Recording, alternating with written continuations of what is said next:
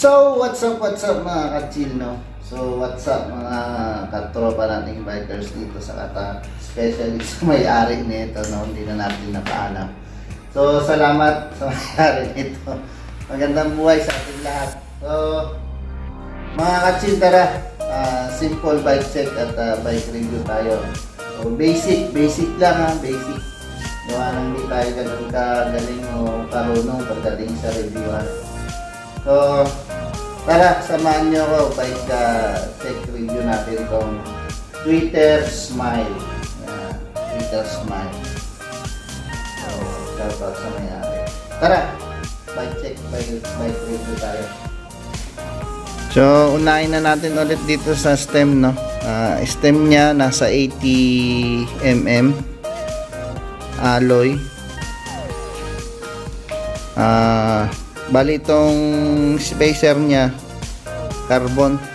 So yun, makikita nyo yan, spacer niya carbon. So pagdating sa drop bar, handlebar, naka aero style, Twitter, brand ng Twitter. So yan, ang haba nito nasa 40 to 41 cm, nasa 410 mm. Yan yung haba niyan. Pagdating naman sa shifter natin, Shimano Claris tayo, no? Shimano Claris yung brake level niya. So yun, saka shifter. So, FDRD Shimano Claris. So ayan, tignan nyo yung harapan niya. Pogi, no? Twitter. So, bali naka-internal cabling na rin siya, no? So, kung mapapansin nyo yun, nakapasok sa loob. Yung port niya, carbon. So, napaka-sexy, oh. Ganda ng port. So, bali yung brake niya, ayan, naka-internal cabling din. So, yun, pinasok dito, lumabas doon. So, sa cable papuntang brake at saka shifter, naka-internal na rin. So, nakapasok na yun dyan. Ayan, papunta doon. So, bali yung hub nito, no, naka-retrospect. Yan, retrospect ang brand niya na naka-true axle. So, true axle to. Yung harap at saka likod nito, naka-true axle na. So, yung rotor niya, yan, kung papansin nyo, kita nyo naman, 140mm. Tapos, naka-hydraulic to, no? Yung iba nagtatalo kung mechanical disc brake ba daw itong Twitter Smile o mechanical or hydraulic. So, base sa pagkakalam ko, hydraulic to mga katsil, no? So, kung babasahin nyo, yan, no? No rotor, do not press. So, tsaka, ayan, no? Tignan nyo, may may ano siya sa loob, ano bang tawag nito? So yan yung nagpe-press sa kanya. So kung mapapansin nyo mga ka-chill, ayan, may shop siya doon. So nagpe-press yan sa loob. Yan. Pag ito, naka ano lang siya, may cable siya rito. Pero ang pagdating nung sa loob, may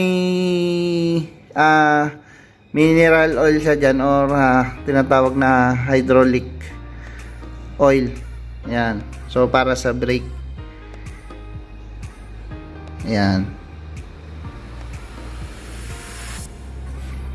Tapos yun, sa baba niya, yun, makikita nyo. Dyan dumaan yung mga cable.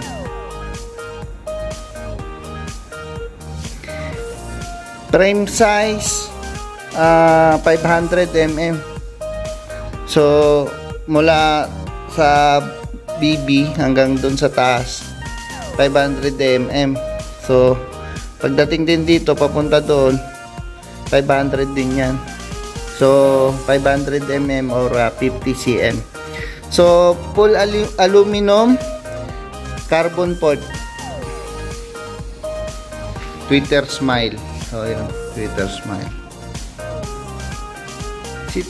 Seat post clamp niya, quick release. So very easy lang magpalit ng sizing, no, kung gusto mong mababa o mataas. Lain mo lang to taas, konting luwag. So yung saddle natin, no, you know, sexy, oh. Inis, lambot ng upuan ng saddle niya, no. So yung reel niya, yun, may adjustan din. So pwedeng papunta doon, pwedeng papunta rito. So depende sa height nyo, no, kung abot nyo yung drop bar, saan kayo komportable. Kung saan kayo komportable, doon nyo adjust, diba? Yan. Bali yung seat post, aluminum yan. Twitter brand. So usapang FDRD naman tayo, no? Yung FD natin, front derailleur. So naka Shimano Claris yan. Yan, Shimano Claris. Tapos ang RD natin, Shimano Claris, no? Yan. So yung cogs, 1, 2, 3, 4, 5, 6, 7, 8 speed. So bali yung crankset natin, no? Kung may mapapansin nyo, retrospect yung brand. So yung chainring natin, 50 by 34 teeth. So 50, 34 teeth na yan. So yung BB natin or bottom bracket, yon yung torque niya 30 to 35 to 50 newton meter, no, pag hihigpitan niya. So bali yan, bali Halotech na yung BB natin, no. Yung chain niya, normal retrospect din yata to. Bali yung crank arm natin hanggang dito 170 mm.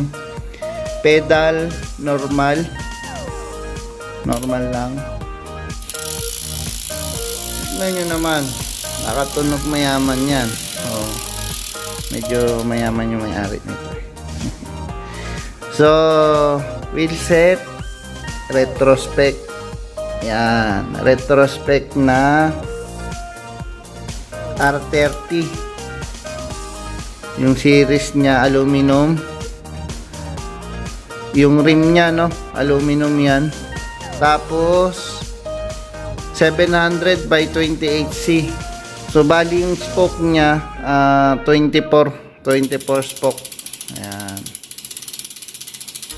So bali yun, no, yung BB niya. BB or bottom bracket, Halotech, diba? Ayan. Ayan, Halotech yan. So dito naman sa brake niya sa likod, disc brake din, hydraulic. Yan. Naka true axle na rin, no? So, mabilis. Maganda pag magpalit ka na itong gulong na ito o magtanggal ka. Mabilis ibalik. So, yan. Yung brake niya. Hydraulic yan.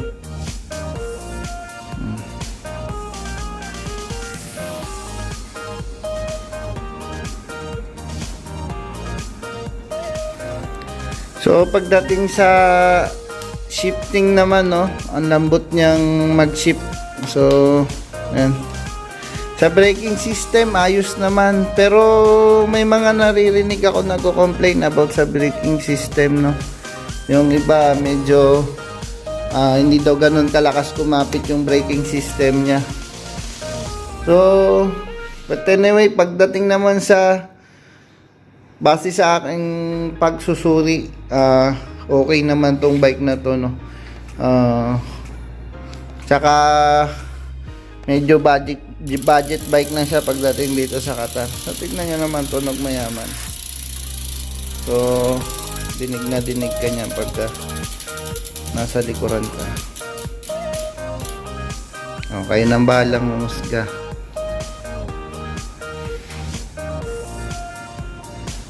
So, yun lang mga ka-team, no? Mga kaluts, salamat sa panonood at sa pagsubaybay. So, ayan naman napakainit. So, salamat ulit sa nagpahiram validity certificate. Sabihin mo, una lang dyan. So, salamat sa may-ari ng bike nito. Hindi ko na rin siya pinag-check, bike test. Gawa ng nag-drive ko na rin naman to sa isang tropa. So okay naman siya pagdating sa driving system. Sa position, nasa sayo naman yan. Depende sa height mo. So maganda kumuha tayo ng bike na naangkop sa height natin, no? Para pagdating sa ang tawag nito, sa positioning ng pagka-rides natin, hindi tayo mahirapan. So kung ano yung bagay sa'yo na frame size, yun na lang ang mas recommend ko na bilhin nyo. Kaysa sa maporma nga maganda, tapos hirap naman kayo pagdating sa adjusting ng o pagano ng katawan nyo, no? Kung nananakit naman mga katawan nyo. Kaya maganda, doon na lang tayo sa sakto sa height natin. Di bali ng hindi siya ganun ka basta swak sa bike sa positioning natin, no? Kasi ang hirap pumadyak, ang ganda nga ng bike mo, hirap na hirap ka naman dalhin. So pangit din, no? Maganda yung gusto mo yung bike tapos sakto sa height mo. So, hindi ka mahirapan mag-adjust sa upuan mo, sa drop bar mo. Although, pwede natin adjust to, no? Itong seat post natin at saka itong stem. So, pwede natin palapitin dito. Pwede rin natin itong adjust yung saddle mo. Pwede mo siyang paganunin. Paano pagsagad na, no? Tapos, malayo pa rin sa'yo. Nakasagad ka na sa stem, nakasagad ka na sa saddle mo, tapos nakasagad ka na rin sa seat post mo. Paano na lang kung malayo pa rin sa'yo? So, kaya advice ko lang sa mga magbabike na road bike, the best yung swak sa height natin. So, enjoy sa pagbabike. Kita sa bike lane. At ito muna si BJ Vlog, nagsasabi ng keep safe, ride safe, God bless sa ating lahat.